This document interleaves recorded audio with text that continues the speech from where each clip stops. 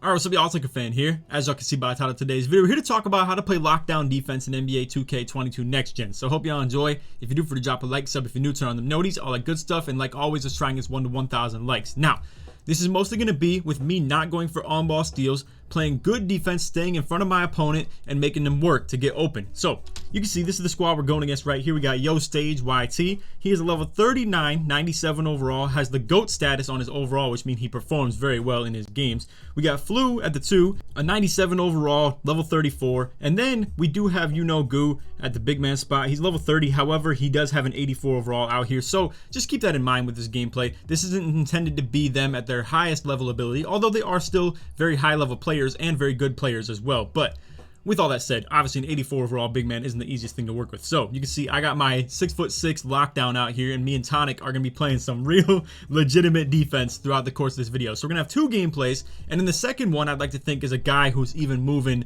even crazier than this point guard right here. Now, this dude's movement wasn't insane if you ask me. He's getting me on ISO, he gets me in a couple rim runs and stuff like that, but we're going to talk to you guys about how to play good defense in this game, even if you're not relying on just constantly spamming X like some people who are playing this game are. Now, there are times that, yes, I'm going to go for steals a lot, and especially when they're standing still and kind of in a very stationary movement style where they're dribbling back and forth in one spot. Like, for instance, if he's just going to be doing a bunch of size ups in one spot, it's a lot easier to go for plucks. Whereas with this guy, he is moving around the court a lot. And as you can see, Kitchen has a great pickup right there out the corner. Really makes up for the fact that I jumped on that. And now we switch it back in this moment right here. He's still going to go for another rim run on me in this situation. And it's hard to play good perimeter defense and interior defense. You're going to rely on your teammates to get those nice little help defense situations where you can see Tonic tried to drop right there, tried to get the block, didn't exactly get it. I relied on Kitchen to help me after I went for the block, and he's able to rotate, and we're able to patch that up on defense.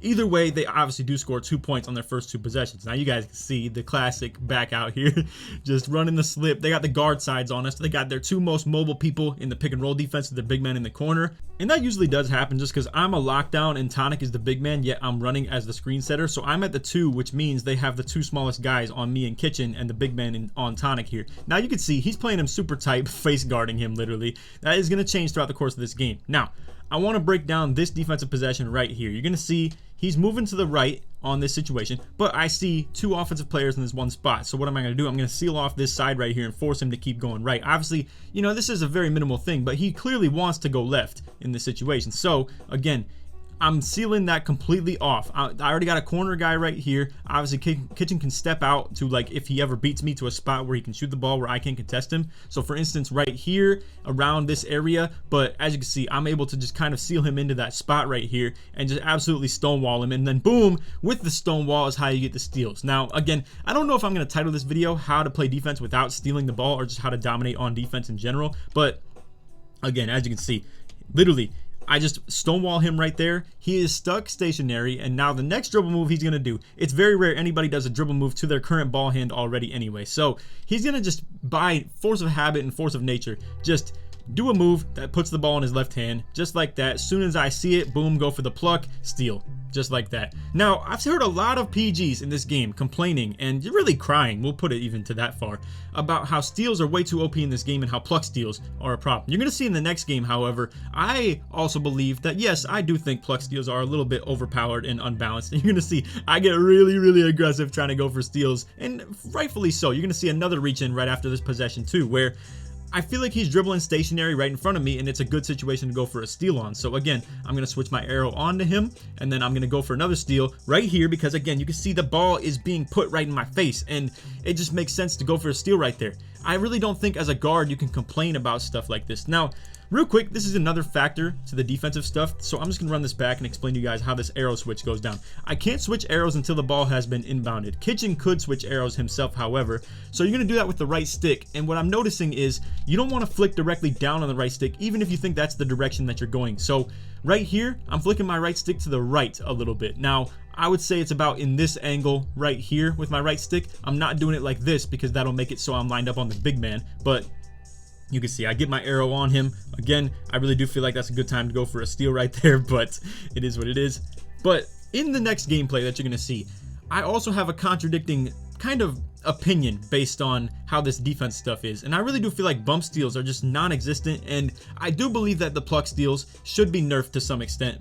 Now in the situation that I get that reach in right there, they're going to reset the inbound to the top of the key, and in this situation it's the big man. So if I have the opportunity to switch onto the point guard and put my point guard on the lockdown, all I have to do in this moment is flick right on my right stick, and it's going to man me up on this guy instead. Same concept of what the last play was that we were just talking about. So that's how you can get the matchups switched very easily. Again, I'm going to come out here, play regular defense. You know, I'm on his hip. I'm trying to make sure he can't go anywhere. You can see Kitchen kind of holds him up right there. He ends up having to throw up a last second close shot. Tonic grabs the rebound. So that right there is defense trying to play the clock. Now, reach-ins are also a factor of the clock. I just want to keep that in mind because it does reset it to 14 every time. But if you reach early in the possessions and stuff like that, you're not losing a lot of clock. Now, if you do reach at like 8 seconds left in the shot clock or any lower like I did on that possession, it is a little bit frustrating because you have them boxed for a long time, like 16 seconds already, and then all of a sudden they're getting a reset shot clock. So for instance, if I were to get a reach in right now, it's resetting to 14,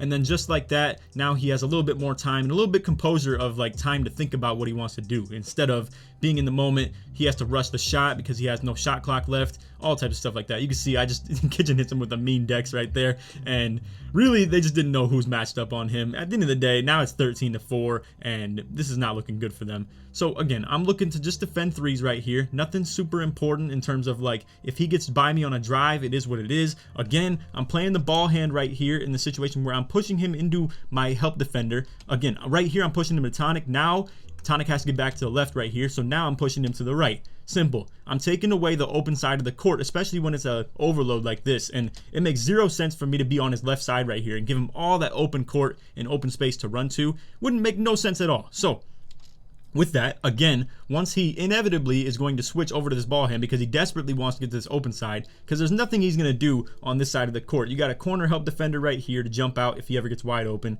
I got a hedge defender right here who could full switch even. Now, that is one thing you'll see the guys in the next gameplay do, where he's going to take advantage of the fact that we will willingly switch, and then he ends up having Tonic just switch onto him, and maybe takes advantage of him in his lack of speed and stuff like that. But anyway, again, watching the three-pointers, stuff like that. Again, he pick and pops to that corner side. Corner is the worst place for anybody to go because it's where we're going to have a help defender at all times. He low-key gets open on me right there. Shoots an early, however, and obviously that was probably an accidental fade and he was trying to quick stop. Now, one thing I really do want to mention to you guys too, even if these PGs get an open shot up on you, if you've made them work way too long and way too hard, a lot of times their stamina is low and it affects their shot meter. It makes their shot speed a lot slower if they're low on stamina, and the harder you can make them work, the more they're likely to mess up the timing on their shot. Simple. Now, Kitchen goes out of bounds right there, really close to staying in bounds right there, and the big man just gets a little bump on him.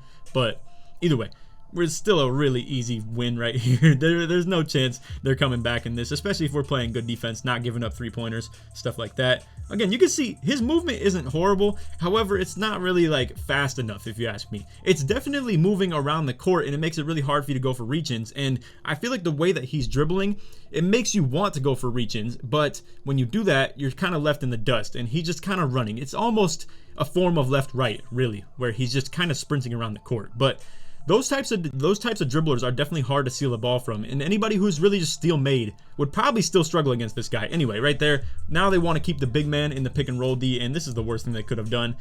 It's just too much speed from me and Kitchen right here. So you can see I'm seeing he's hedging up super high. They're playing almost inevitably sides, but this guy doesn't want to fully switch, so it's just a really cake slip like that. Simple. Really, it's just speed. Speed in terms of offense, and then lack of speed when it comes to defense. So again, we're on defense. I don't know how this matchup even happened in the first place, where Kitchen's on the big man now, and now we're just playing sides off it. He tries to get another quick stop. Again, I will show you guys another gameplay after this because I don't think this guy was really playing to his best ability, or really, even if he was playing like to his best ability, he wasn't playing that great. So we're going to show you another gameplay after this, but again, going with the slip, they end up double teaming off him and then dropping the big man from Tonic, and then Tonic just greens. You really gotta play good stick defense. You can't expect double teams and stuff like that to work this game like it did in current gen 21 and all types of stuff like that, where you can just kind of 3-up, because everybody can shoot in this too. So except me. But everybody can kind of shoot in this game, so it kind of makes it so you can't exactly rely on sending multiple defenders at somebody to defend them. You have to actually like play good D and stick on your man and really stay with him. And really, I do believe that's the way you have to play defense in this game. A lot of people think that they can just be steal made and spam X and just constantly keep on getting plucks and stuff like that. The way the person is dribbling depends on, and it determines what I'm going to do as a defender. If he's hippity hopping around the court, sprinting all over the place, and not giving me any open frames to actually go for steals, as you can see, I get out of position right there. If Tonic doesn't pick up, or if the big man slips at the right time, and say the score is maybe a little bit closer right here, where we can't exactly afford to give up wide open twos. Me going for the reach in right here, if Tonic doesn't pick up, I am dead on this. You can't just rely on constantly spamming X, and I know a lot of people are overreacting and making it sound like, oh, all you gotta do on defense is spam X the whole time, and that's the only way you even have to play defense to be able to win or dominate on D. I totally disagree with that. As you can see, I mean, this dude was really a level 39 PG at 97 overall, and their team record, albeit 4-1, obviously, you know, the dudes are able to win games, and they're perfectly good at the game.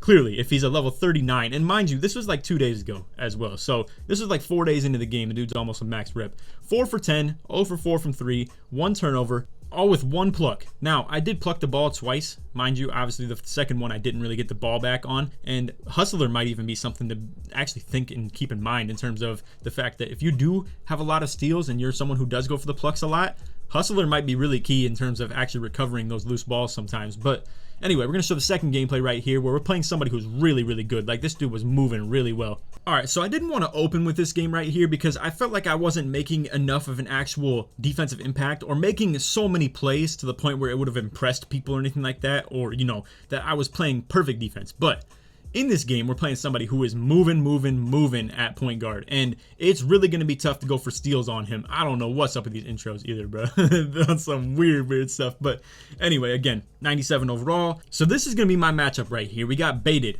level 36, 98 overall, playmaking shot creator. Simple. So averages 15 points per game, mind you, at that too. And I'm sure his win percent's super high. Their team record was obviously really good on this as well. So we're going to get into gameplay number 2. I hope y'all enjoy. If you made it to this point in the video, put lock in the comments to show the support's made all the way through. I hope I'm putting on for anybody who's out there trying to learn how to play defense and stuff like that. I will have better gameplays as well. These were just kind of intended to be comp, but a couple of them were lacking in overall and stuff like that. And as you can see, that guy gets the bump steal right there. Tries to go for the quick stop. This guy ends up trying to get a shot off on me. I do not actually get a contest on this. It's only open, and then you can see we're just kind of scrambling. It's a really ugly game so far. Really late pass right there. Really bad animation from Kitchen on the pass as well. And that really could have got picked off. But either way, slip works out. Now I'm playing on ball D. Now here's the thing, right? These guys come out here. They're setting the screens. We're playing full sides off of that as well because of, you know, if I ever get bodied or anything like that, then we just want to make the full switch. Now, real quick, again, just to talk about the fouling and stuff like that, this is your perfect comfort zone. You watch the shot clock. If I go for a reach in right here, not the end of the world. It's 14 seconds on the shot clock. That's what it resets to anyway, so it really doesn't hurt me to go for a steal on a big man who has the ball that clearly doesn't want it, and that's really my simple analysis on that. It doesn't hurt to go for reach-ins when your shot clock is at 14, other than the fact that somebody's going to be crying about you just reaching all game. But real quick, I know I'm doing a lot of breakdowns right here, but I just want to explain how to maybe finesse these inbounds right here. So I'm on the lockdown. I don't want to be on the lockdown. I want to be on the point guard. So what I'm going to do is I'm going to hold this guy until as long as I possibly can, right? Until the ball is inbounded. Now, when the ball is inbounded and Kitchen can finally move, he's sprinting to the corner. I give it up, and now Tonic's going to help me out as I'm trying to recover back to the PG. But what ends up happening if you're a team that's comfortable full switching is, you know, Tonic just takes the point guard, and then I'm back on the left side of the screen. That's a great defensive possession right there. We patch up everything. He makes a 10% contest at the end of the day, and obviously Tonic was there for it as well. So good defensive possession, good inbound defense, good switch, all types of stuff like that. You can see Kitchen is kind of struggling to move a little bit, and I'm not really up there enough with him with the pick and roll either. He kind of misses me on the slip right there. Tonic goes for the hop back and tries to green it, ends up getting a 5% contest and misses, and obviously a kind of empty possession. We didn't really have too much going on right there. Now this right here is what we're talking about. This point guard moving. So as soon as you see that for the first time, I want you as a defender, and what I'm talking to Tonic here about as well is obviously give that corner up a little bit more willingly and play that backside coming back to the middle, because this is open court. This is all the room in the world that he has, especially as the big man is dropping down and slipping, and I'm not going to be able to help up unless I'm completely threeing up and not giving up any three-pointers. But when you see this again, you obviously want to keep him in the corner and make sure that he can't get back out to that perimeter, because he has less room to work with when he's in the corner, and you can easily jump if he's looking like he's going to shoot the ball, which is a very easy thing to actually, like, you know, jump contests are really good in this game. So that's my analysis on that. And obviously that's part of the game too, is just adjusting and adapting based on the fly of just pretty much how you watch them play, and you can learn progressively while playing. Anyway, back to the guard sides again. You can see I'm just going for slips, and what this does right here, a nice little offensive breakdown for everybody. You can see the slip ends up opening my point guard up, because what they end up doing is they think they're playing sides, so I drop. The guy on the right thinks he's the one that's supposed to drop, as you can see, and then the one on the left ends up actually not being in position because he is on the left side, whereas Kitchen is moving to the right. So if you think you're safe playing size defense, you're actually not. It's not all the time. If we are on the same page, me and Kitchen right here, we're scoring one way or another if you're playing size defense. We're either hitting the slip really well, Kitchen might dot the corner if he tries to drop off, and then if I do slip and then they have a defensive miscommunication like that right there, then obviously that's a problem. So that guy, boom, I end up getting him kind of stuck. He didn't have anywhere to go. You can see again, he ends up like sprinting back out of the perimeter, and then I end up getting beat on that. Then Tonic isn't really there to help me recover or anything like that. He absolutely kills us with this back and forth movement and stuff like that. And there's a lot of adjusting that you could do. You could take it from this gameplay and really learn, instead of just, you know, we made a lot of mistakes this game. And same with Kitchen too. You can see he gets bump stolen again. I recover and really like pick that up super quickly. I'm kind of open on the slip, and he ends up pulling a semi-contested shot. He gets his own rebound back, so it's all good at that point. And you're gonna see we set this up real quick, because we can see like they're playing sides. They're not going to give him any threes. Obviously, you know, Kitchen's not the pass man he once used to be, but he still does pass very willingly when need be. But obviously, you know, taking the R2s and playing defense is the way I would like to play, especially when I'm playing on-ball lockdown like this. I really do enjoy playing on-ball defense in this game, bro. I really feel like you can make a whole lot of impact. You're going to see this guy tries to body me, but then I end up getting the 48% contest on him. We're out on the break. I grab the rebound off the contest, but we end up not getting a shot in transition right there. Wasted possession again. We had a lot of empty 0-point possessions in this game that were really unfortunate. But again, you can see bump steal attempt right there. He's obviously, again, going to try and speed boost out that corner right there. Tonic's on ball, playing really good D right there. Once again, gotta seal him into that corner, because obviously he's gonna try and work his way back up. Tonic gets a beautiful chase down block off the alley-oop attempt. We could have been out on the break right there, but he gets a really quick reach in. But either way, beautiful defense on that possession, where it was just perfect hedge defense by Tonic right there. Good on-ball D to transition back to him, and really just overall was perfect. So right here, boom, again, I'm going for the slip. They end up staying at home on Tonic right there. So what we're gonna do again, we're gonna run this back and do the exact same thing, and he stays at home more. So if anybody says, or anybody thinks that I'm doing useless offensive movement right here by slipping or anything like that, and my point guard's not getting open, I want you to understand that this is an everlasting thing. Like, if they're playing a principle between the two of them, that they're playing size defense and not wanting to give up threes, then so be it. Be my guest. I'm getting takeover progress for all this stuff too, and then it makes it easier for me to play on-ball defense and not require so much help from Tonic. So we're coming out here. I got the lock take. I'm sealing him into the corner, as you can see. Tonic is obviously playing my backside help defense, but I want him to stay at home on these pops too. So I am close enough to still get a contest on that if it were looking like he's going to go up for a jump shot. If I see him start to raise up and rise up for the shot, boom, jump it is. But you can see right here, I'm sealing him into this corner because I know super well that every time he wants to go to the open space, open court. So again, I'm gonna be back up to the left side to take away that middle. You can see Tonic again gets really good rebound position. We're out on the break right here. I end up going with a close shot with my 25 close shot. That low-key could have been a bad shot right there, and we could have had empty possession again. I ended up getting 12% contested, but either way, back on defense. Don't get me wrong, this dude is still gonna get us one more time in this gameplay of some really good movement, but you can see I'm playing his every which move. I'm predicting him perfectly. I'm sealing him off. I'm blocking him. I'm bumping him, all types of stuff like that. I only have 38 strength, mind you, and I hear a lot of people all this talk about how you need to have strength to play good defense. I highly disagree. I highly disagree. So right there, I end up giving up a little bit of an easy 2 right there. I probably should have stayed a little bit more home, but this dude obviously is very nice with his movement on defense and really is playing good defense too. You can see he's getting bump steals like crazy all over the place. We end up double teaming right there and still don't get the bump steal, however, so I don't know. It was a lot of kind of biased gameplay toward these guys when it came to the bump steals, if you ask me, where we weren't getting any and they were, and I was like literally playing this guy's move like every single time, and he really was just running into me a whole lot of times. But anyway, I end up getting a 21% contest right there. He shoots an early on top of it, so that has like no chance. We're out on the break again. I'm not open enough, so I hit Kitchen back. We got the point guard on me, so I'm already knowing they're gonna switch again, and you can see I definitely was open for the slip right there. And what I encourage Kitchen to kind of take from this gameplay is, we've already talked about this plenty, and we've been having a couple of our, you know, opposing mindsets, so to say, but in my opinion, the fact that he didn't hit me on the slip the first time could have been really bad, because in this situation, we have 2.9 seconds left on the clock. We're lucky these guys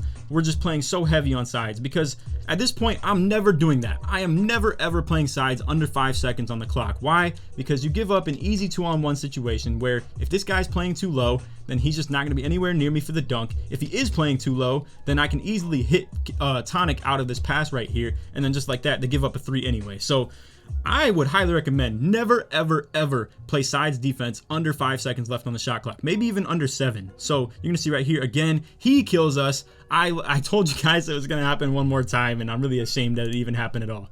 To kind of explain what happened right here, this is me being a little ego lock. That's what I used to call it in previous years when I was playing big man, and I hated when locks were doing this stuff, where right here I need to be on the left side. Simple. Tonic had my right. He's gonna pick him up in the corner. Unfortunately, Tonic went for the reach as well, and this is what I was telling you guys too. You can't just reach on everything and expect it to bail you out on defense. As you can see, this dude would have had a wide open shot right here just off of Tonic reaching in. So what I'm trying to get at is you gotta play good defense. People are sitting here acting like reach-ins and steals and plucks are the only way anybody's even playing defense in this game, or that it's such a dominant thing. This guy is moving well. It's as simple as that. He is moving and actually dribbling well, and not standing in a stationary spot and just doing the same thing over and over again and just asking to get plucked. He is literally unpluckable in the sense of how he's dribbling, because he's moving so much. And I know I keep kind of repeating myself when it comes to how well he's moving. I've said the word moving probably like 15 times this video, but I'm serious. That's just what it is.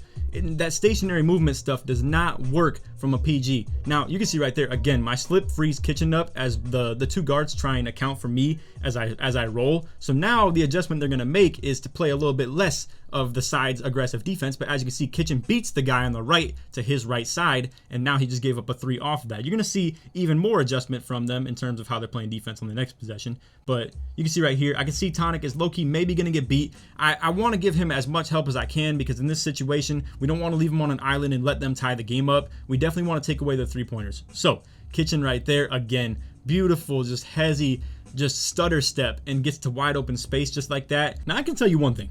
Soon as I see this right here pop up, I'm thinking double team, double team, double team, side, side, sides. I got left, Tonic, you got right. We're gonna go ahead and just, like I said, you can play that corner. I'm way back to this middle. Ain't no way he's beating me to that top of the key. Not a chance. And as you can see, this big man, he was holding LT, unfortunately, trying to rebound, and the point guard ended up passing him the ball. Now I low-key sell the bag right here too. I go for a contact dunk for game because I thought I could be all cool and stylish and stuff like that, and then I end up getting it missed. It didn't get blocked, but I end up missing the contact dunk on the late release, and they end up getting the ball back and out in transition. So definitely unfortunate in that regard. Now what we're gonna do right here, we're testing how this is what me and Kitchen call testing their stupid. So it's game point.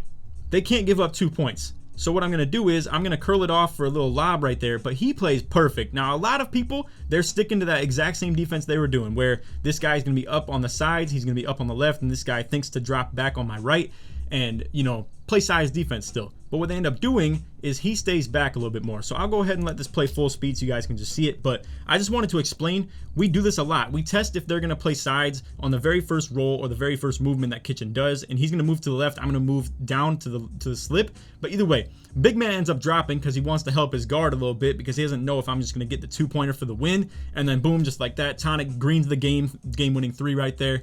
Just like that. Beautiful gameplay. Again, this is with 0 steals.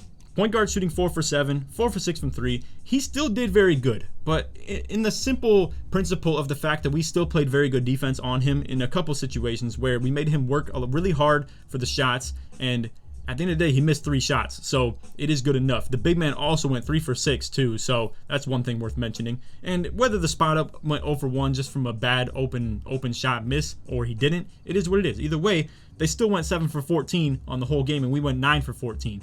So that's all for the video. I hope you all enjoyed. If you did, feel free to drop a like, sub if you're new, turn on the noties, all that good stuff. And if you made it to the end of the video, put defense in the comments so supports me all the way through. I really appreciate you guys watching these videos. It's been life-changing stuff this last week, and I'm really looking forward to staying on this grind. And we're already 7 days in on 2K. 8 is today, but I've already uploaded 12 videos. This will be 13, and I've streamed 5 times as well in 8 days. This has been the hardest I've ever worked on this YouTube stuff, but I was so hungry for this stuff after the drought of 2K20 that we had. So I got plenty of energy stored up. I can promise you that. I have been lazy the whole last half a year, almost even a full year if we're being completely honest, and I'm ready to grind. I'm ready to get back on my work. So and I don't see this as work either, just so everybody knows. This is a beautiful thing that I'm able to do that I really love doing on top of that as well. So I'm really happy that everything is going the way it is, and I'm really happy about the gameplay too. I know, everybody